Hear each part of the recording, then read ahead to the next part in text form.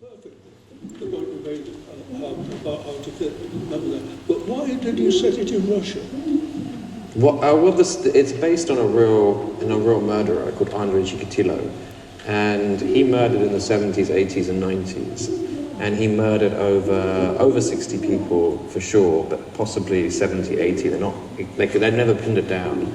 And the reason he got away with these murders was not that he was a kind of criminal genius, not that he was a sort of Moriarty-like figure that could outwit the detectives, but because the state denied that he could exist. And so he was caught on several occasions. On one occasion, he was caught with a huge knife in his bag, and the reason they let him go was because he had a communist membership badge, and he said he was married, and they couldn't imagine that a member of the Communist Party could be this criminal, and they were much more concerned with blaming it on undesirables in their society.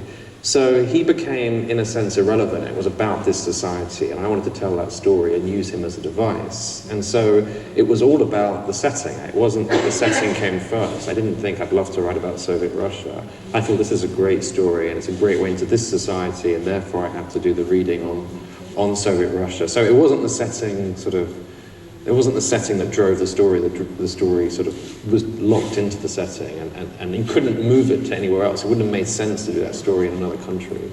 So that was the reason. It wasn't necessarily some personal love of the regime or fascination with the regime, although I have become fascinated with it.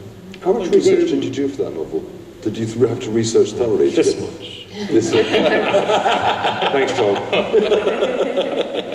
I did a lot, but I loved it. It was never a chore. I loved the reading. I mean, and whenever I felt a bit nervous or a bit sort of dry, I'd pick up, the history books are amazing. I mean, absolutely incredible.